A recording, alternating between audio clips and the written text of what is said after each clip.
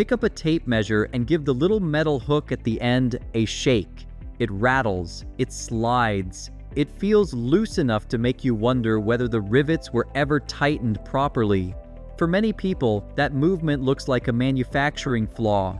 Some even reach for pliers or a hammer, thinking they can fix it by squeezing the hook tight. But that simple repair can make the tape less accurate. The hook is supposed to move, and the amount it moves has a very specific job. So why would a measuring tool, something built around precision, deliberately begin with a loose part?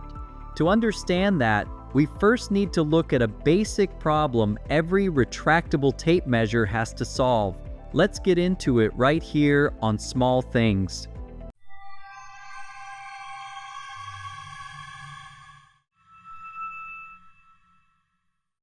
One tape, two completely different measurements. Imagine measuring the length of a wooden board. You catch the metal hook over one end, pull the blade across the board, and read the mark at the other edge.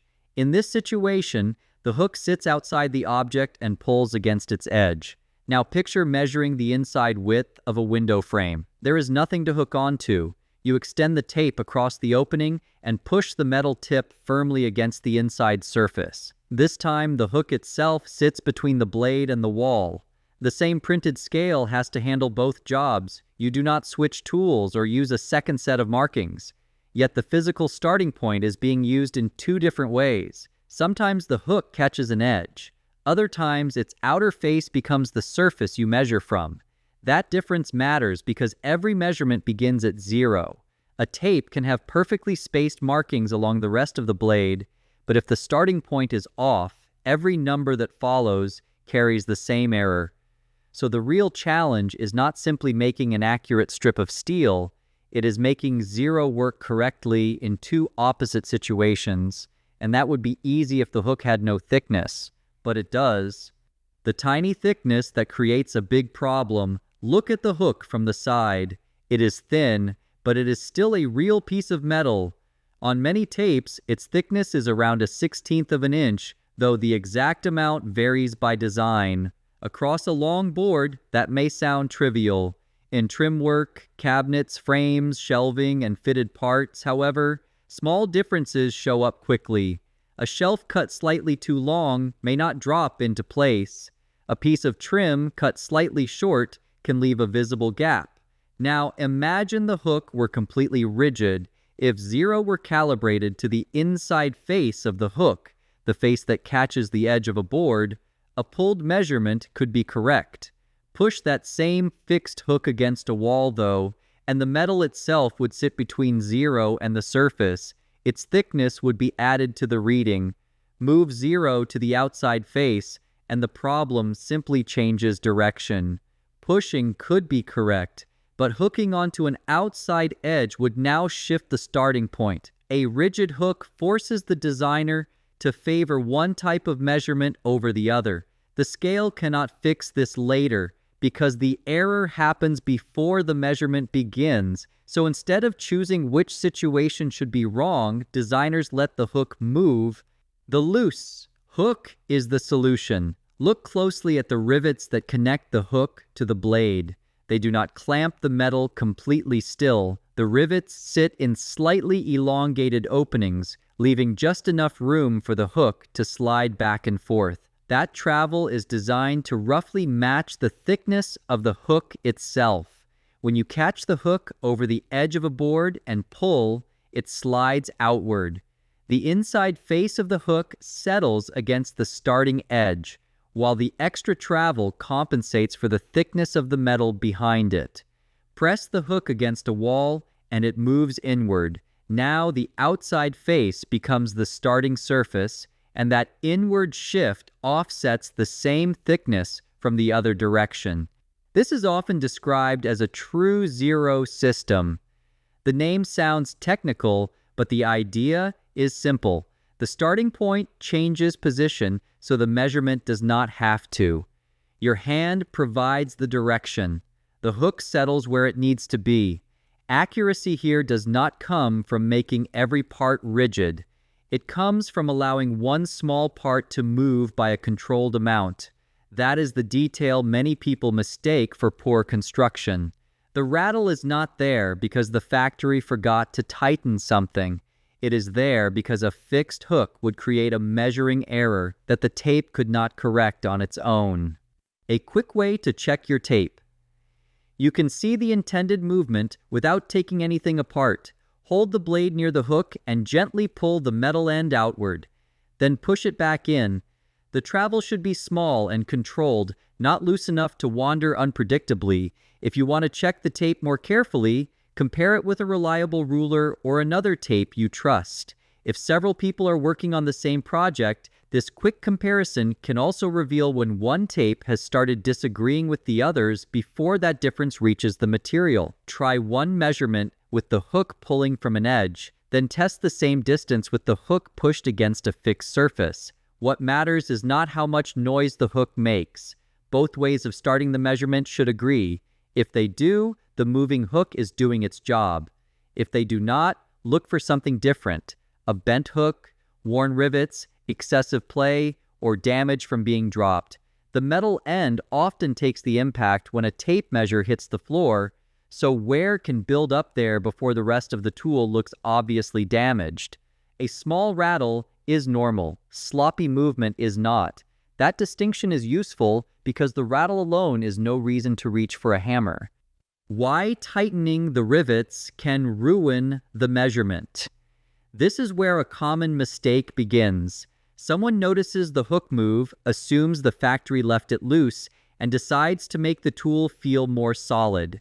A pair of pliers can squeeze the rivets. A few taps with a hammer can reduce the movement even further. The tape may feel better afterward, but the correction mechanism is now restricted or gone. Without that small amount of travel, the hook cannot compensate for its own thickness when the direction of measurement changes.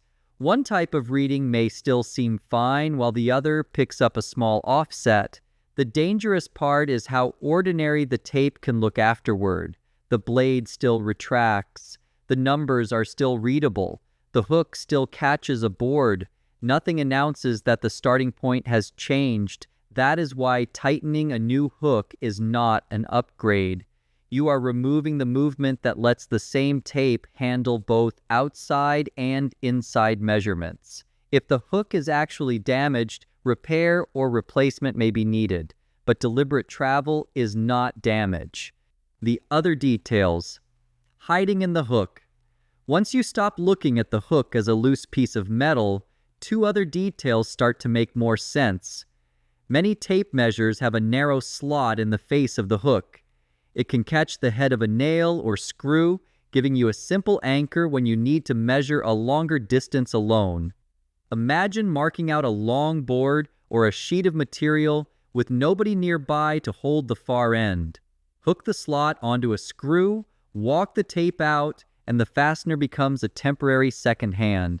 It is a small detail, but on a long measurement, it can save the awkward routine of stretching, slipping, and starting over. Some models include another small feature along the bottom edge, tiny serrations. On softer materials such as drywall, those teeth can scratch a quick reference mark when a pencil is not nearby. You press the edge against the surface, drag it slightly, and leave a visible point to work from. Not every tape measure uses this design, and hook shapes vary between manufacturers. Some are wider, some are magnetic, and some are built mainly for durability rather than marking, but the nail slot and serrated edge show the same practical mindset. A part that looks almost too small to matter can solve several everyday problems without adding another tool or moving part. Still, its most important job is the one hidden inside that tiny bit of travel. Good engineering often disappears into the tool. The clever part is that you never experience the correction as a separate step. You hook the tape onto an edge, pull it out, and read the number. Or you press it against a surface and do the same thing. The adjustment happens inside an action you were already going to make. You do not need to remember the thickness of the hook. You do not need to subtract a correction value later. The tool has already built that problem into its design. That is often what good everyday engineering looks like. Not something dramatic, not something that demands attention, just a small decision that removes one more thing the user has to think about. In this case, the feature disappears so completely into normal use that people can mistake it for bad workmanship. At first, a moving hook can look cheap, broken, or unfinished. Once you know what it is doing, the opposite becomes clear. The most interesting part of a tape measure is not simply that it can measure accurately, it is that a tiny piece at the end quietly corrects for its own thickness every time the way you start the measurement changes. No button, no adjustment, no calculation, just a few millimeters of controlled movement doing the work in the background.